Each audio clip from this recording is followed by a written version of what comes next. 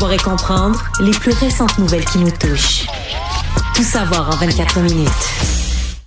Et Alexandre, dans l'actualité aux États-Unis, évidemment, là, c'est cette deuxième tentative d'assassinat contre Donald Trump qui retient l'attention. En l'espace de 2 mois, la dernière, souvenez-vous, c'était le 13 juillet en Pennsylvanie. Dans ce cas-ci, Donald Trump était sur son club de golf de West Palm Beach en Floride.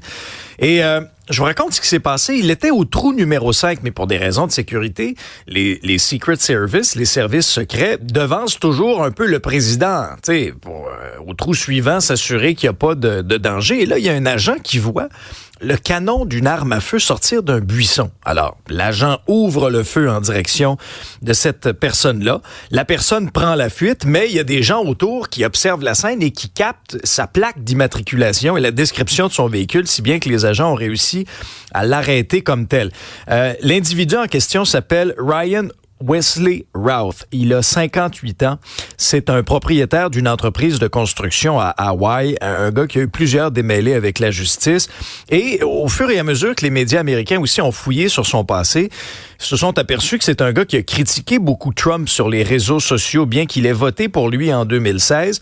Fervent défenseur de l'Ukraine, en mars 2022, se disait même prêt à aller combattre et mourir pour ce pays-là. Maintenant, qu'est-ce qui a été trouvé dans les buissons près d'une clôture? C'est quand même assez troublant. Un AK-47, une lunette de visée, 2 sacs à dos et une caméra GoPro. On peut donc présumer que l'individu en question voulait filmer l'assassinat éventuel de Donald Trump. Trump n'a pas été blessé dans tout ça. D'ailleurs, il a commenté sur les réseaux sociaux en disant « Je suis en sécurité, je suis en bonne santé, je me rendrai jamais ». Un geste aussi qui a été condamné par la classe politique, Joe Biden, Kamala Harris, qui était soulagé que Trump allait bien quand même là, dans les circonstances. Ouais. On comprend quand même que le tireur est jamais venu la proximité de Donald Trump. Entre 300 et 500 mètres. 500 mètres, j'ai vu 500 mètres. Ouais. Mais ça soulève quand même... C'est une des questions que beaucoup d'experts en sécurité soulèvent ce matin, c'est... Semble-t-il que cette partie de golf a été décidée, c'était un peu personnel. M. Trump n'avait pas d'activité à l'agenda. À la dernière minute. Elle n'était pas inscrite nulle part. Il a décidé à la dernière minute, je vais aller jouer au golf. Alors, comment l'individu savait, en tout cas, est-ce qu'il s'en allait là à tout hasard de voir passer Trump, mais il avait l'air à savoir que Donald Trump s'en venait, là. Tu sais, il s'est préparé, il s'est installé au dernier moment. Il y a quasiment des gens qui posent des questions, mais est-ce que les gens est-ce qu'il y a un coulage dans les Secret Service, là? Parce que probablement eux faisaient partie ou dans le club de golf, là. Mais comment l'individu pouvait savoir que Donald Trump allait jouer à ce terrain-là, cette journée-là, à cette heure-là, à ce moment-là, qui s'en venait? Il y a un questionnement. Bon, l'autre questionnement, est-ce qu'il est bien protégé? C'est certain que on commence là, l'enquête sur la tentative précédente où les services secrets ont l'air fous un peu. Ils ont très mal paru. Ils ont très mal paru. Mais là, dans ce cas-ci, on peut dire, regarde, ils sont intervenus, ils sont là au trou d'avant, et ils sont là pour ça, ils l'ont vu, ils l'ont repéré, ils ont tiré en direction. Parce que la première nouvelle, c'est des coups de feu ont été tirés à proximité de Donald Trump, mais d'abord, les coups de feu ont été tirés par ces gens de protection. Là, aucun coup de feu a été tiré par l'individu. Mais quand même, il s'approchait dans les distances où ce type d'arme à feu peut se rendre. Donc, ça, c'est... Est-ce qu'il va jouer maintenant, l'autre question, est-ce qu'il va jouer ça politiquement à son avantage? Je le voyais hier dire, tu sais, j'abandonnerai jamais, ils veulent nous empêcher, mais moi je suis là, je vais me battre pour les Américains. Bon, on comprend qu'on essaie de retourner ça, mais il reste que, c'est une chose de dire, il veut le retourner politiquement, il doit trouver ça tannant pareil. C'est 2 fois en 2 mois. Là. Quand des canons d'armes à feu sont pointés vers toi 2 fois en 2 mois, il y a un point où tu y réfléchis, quand même. De retour chez nous, donc rentrée parlementaire à Ottawa qui est, peut-être là, une rentrée parlementaire d'une session qui ne durera que quelques jours. Il n'est pas impossible que le pays soit plongé en élection. Tous les scénarios sont sur la table, Mario, effectivement. On connaît l'intention de Pierre Poilievre et les conservateurs, puis ils l'ont réitéré hier. Eux étaient réunis du côté d'Ottawa pour préparer la rentrée. Dans un point de presse, Pierre Poilievre a martelé encore une fois qu'il voulait faire tomber le gouvernement Trudeau le plus rapidement possible, entre autres sur la taxe carbone.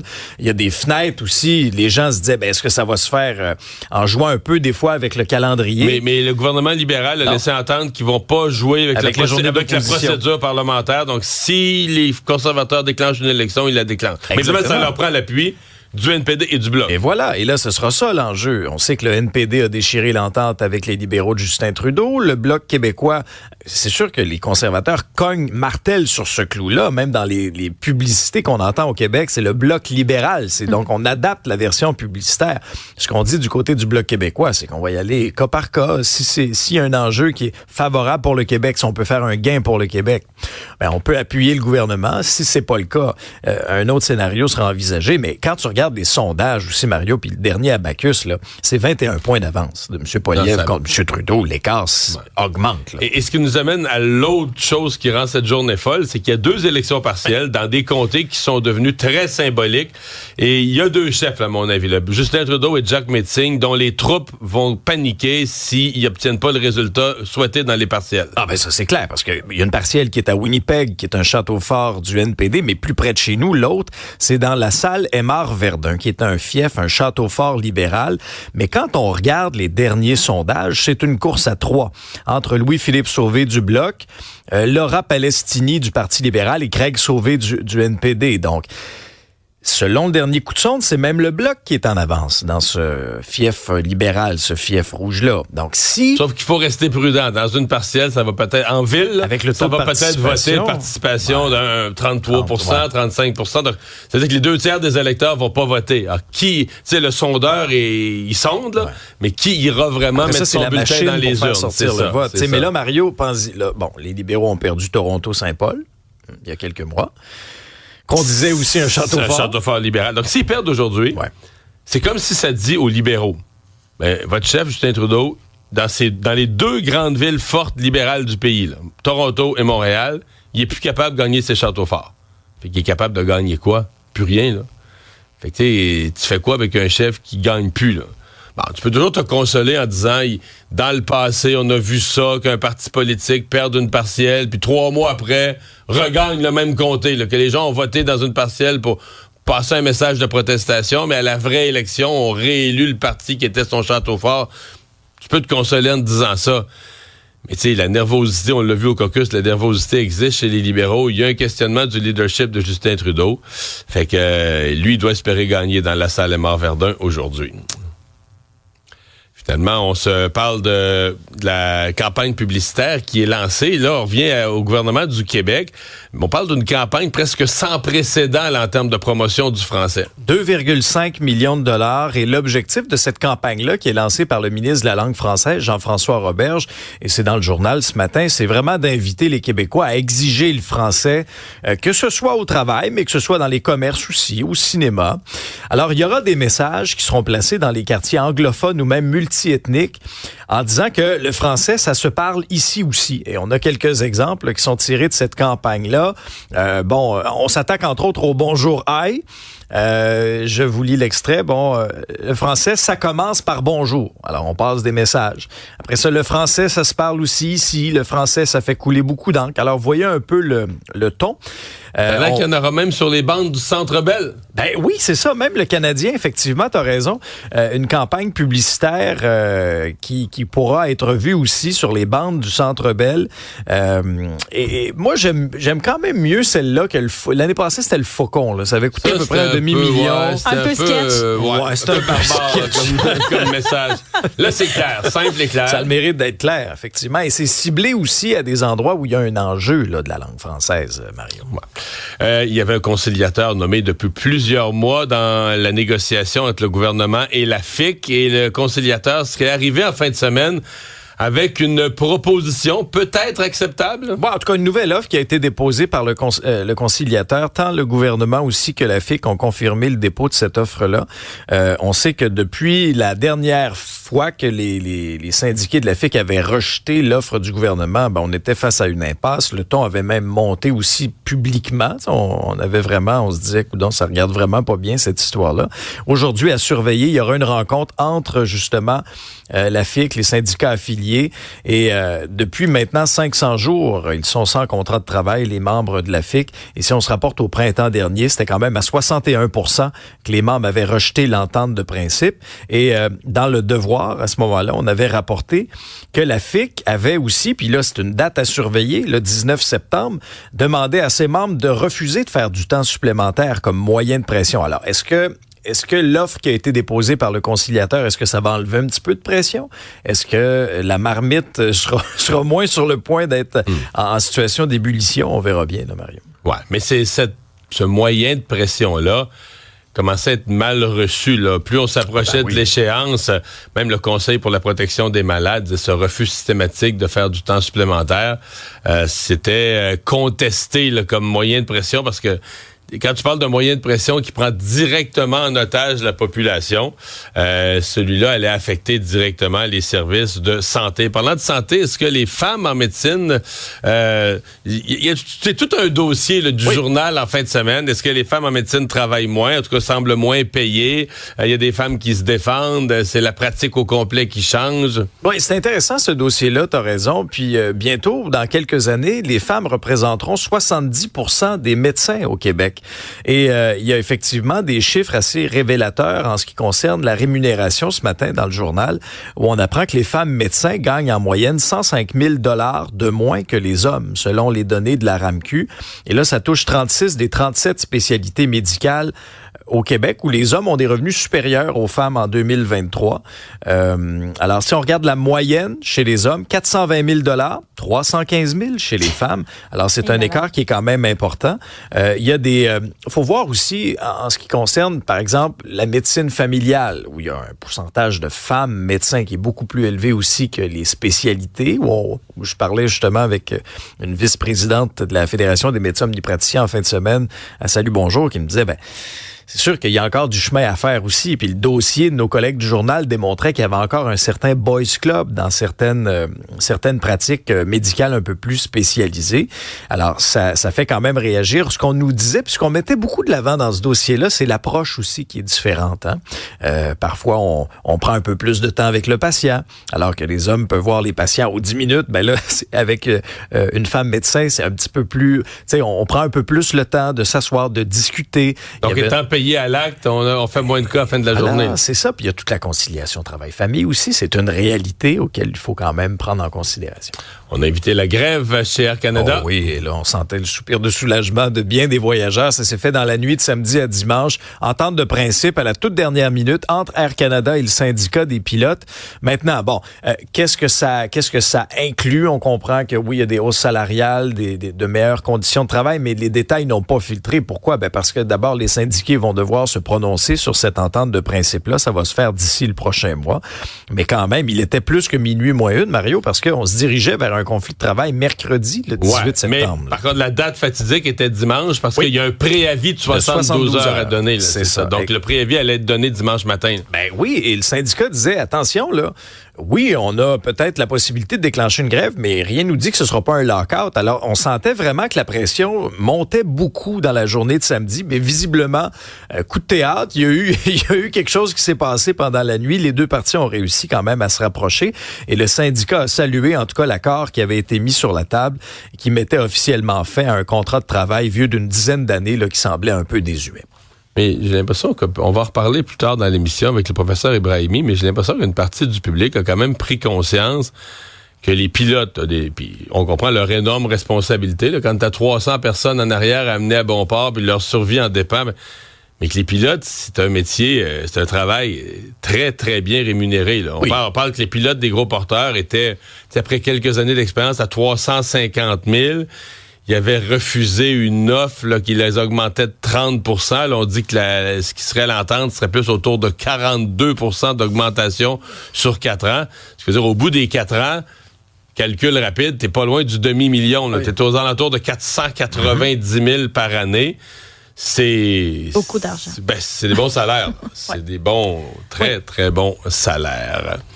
Qu'est-ce qui se passe avec les ventes de véhicules électriques? Elles ont explosé, Mario. En fait, on bat des records, sincèrement. Là, depuis l'annonce... On nous parle d'un ralentissement à l'échelle mondiale, mais pas chez nous. Ah non, pas chez nous. Ben, surtout avec l'échéance aussi. C'est un peu une course contre la montre, parce qu'on sait que les subventions au Québec vont diminuer. Là, actuellement, jusqu'au 31 décembre, si vous faites l'achat d'un véhicule électrique, ou en tout cas, si vous le louez sur 48 mois aussi, vous avez 7 000 $ du gouvernement du Québec. Mais ce 7 000 $, à partir du 1er janvier, va passer à 4 000.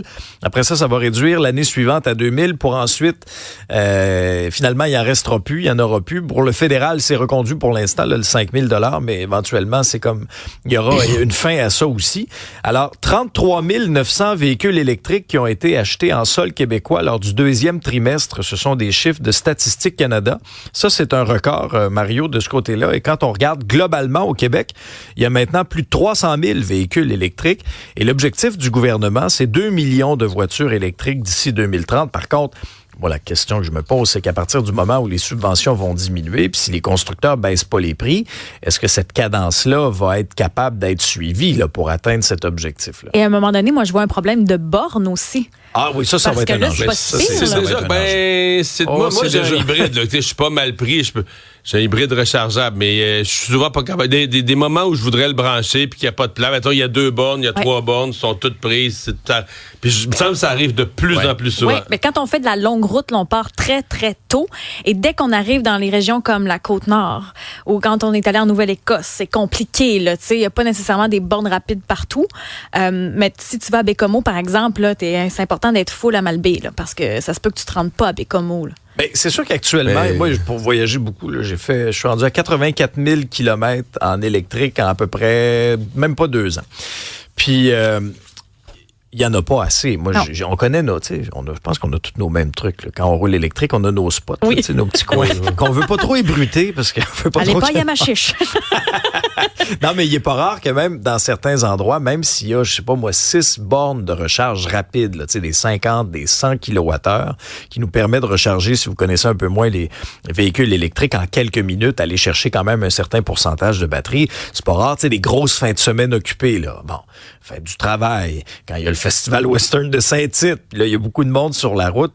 Par exemple, sur l'autoroute 40, moi, des fois, je suis obligé de faire 2 places. Là. J'arrête à une place, tout est plein. Là, je vais à mon deuxième petit spot. Là, je réussis quand même à me recharger, mais c'est clair que ça rallonge les Là, tu étais chanceux parce qu'il faisait beau, mais si on avait ajouté beaucoup de vent puis qu'on avait ajouté de la neige... l'hiver, si t'ajoutes le froid, là, toutes les batteries sont un peu moins fortes. Ça, c'est clair. Tu veux me parler de subventions? Ben, en fait, c'est parce que c'est un retour sur la réforme de la loi sur la protection du consommateur. Ça avait été, lancé et présenté par le ministre Simon Jolin Barrette. On a parlé beaucoup des pourboires, mais il y a différents aspects à ce projet de loi-là, puis dont un qui est intéressant, puis ça fait un lien avec le domaine de l'automobile. Les fameuses ballons dans le monde de l'automobile. Je te donne un exemple, Mario. Je sais pas, moi, j'ai un véhicule, je veux changer de véhicule, j'achète un nouveau véhicule de 50 000 $, et moi, j'ai un véhicule en échange que je donne, puis le concessionnaire, il me donne 25 000 pour. Mais le problème, moi, sur le prêt, il me reste encore 30 000 à payer. Alors là, moi, j'ai une équité négative de 5 000 $, ce qu'on appelle balloon. Et souvent, c'est refinancé dans le prochain prêt, tu sais. Le problème et l'enjeu dans ce dossier-là, c'est que des fois, c'est pas toujours très, très clair. Et dans cette réforme-là, de la réforme de la loi sur la protection, on veut forcer du côté du gouvernement les concessionnaires à être beaucoup plus transparents. Dans le cadre, par exemple, de la vente d'un véhicule, et quand il y a une balloune comme ça, pour donner plus d'informations aux consommateurs, et ça risque d'être quand même bénéfique, c'est-à-dire que ça va être permis encore, ceux qui veulent le faire, même si mais ça va être clair que c'est ça. Mais au moins, ça va être clair. Mais ça, financièrement, là, quand tu es en équité négative, c'est-à-dire quand il te reste plus à payer... Endure-le, ton char. À moins vraiment que tu n'en peux plus ou qu'il ne correspond plus à tes besoins, tu viens d'avoir un enfant, puis ton auto n'est pas adapté. Mais c'est vraiment pas une bonne décision financièrement de changer. Festival de films de Toronto. C'est Sophie Deraspe qui remporte le meilleur film. C'est donc une Québécoise avec son film Berger. Ça raconte l'histoire d'un employé qui travaille ici à Montréal dans une agence de marketing, puis finalement quitte tout pour se diriger dans le sud de la France et devenir berger. Donc, il va guider les moutons. C'est le film qui a séduit finalement le jury. Le film va prendre l'affiche au Québec le 15 novembre, mais c'est pas la première fois que Sophie Deraspe remporte au TIFF. Elle a aussi eu les grands honneurs en 2019 avec le film Antigone qui avait fait énormément réagir. Et petite mention également au film canadien Une langue universelle du réalisateur manitobain Matthew Rankin, mais il est originaire de Montréal. On sait que ce film-là, d'ailleurs, a été sélectionné pour les Oscars. C'est le film qui devrait nous représenter pour meilleur film en langue étrangère. On sait qu'il y aura la finalité de tout ça des films là, vers la fin de l'année, mais quand même, ça veut dire que ça augure très, très bien pour ce film canadien. Mais il y avait le Festival des films à Québec aussi. Et sérieusement, là, eux autres n'ont pas vu le soleil en fin de semaine. Là. Ils se sont dévoués pour la science et pour l'art. Picard. C'est un film québécois qui remporte, c'est le long métrage Le Dernier Repas.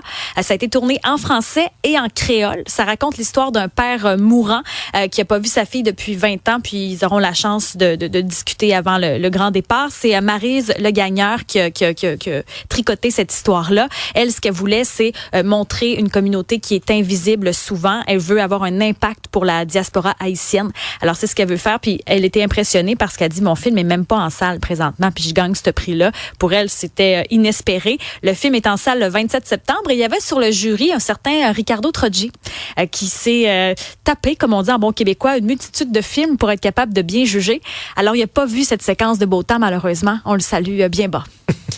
Et au sport, ben là, c'est en fin de semaine, c'était le tournoi des recrues. On a eu un match entre les jeunes du Canadien et les jeunes des Maple Leafs.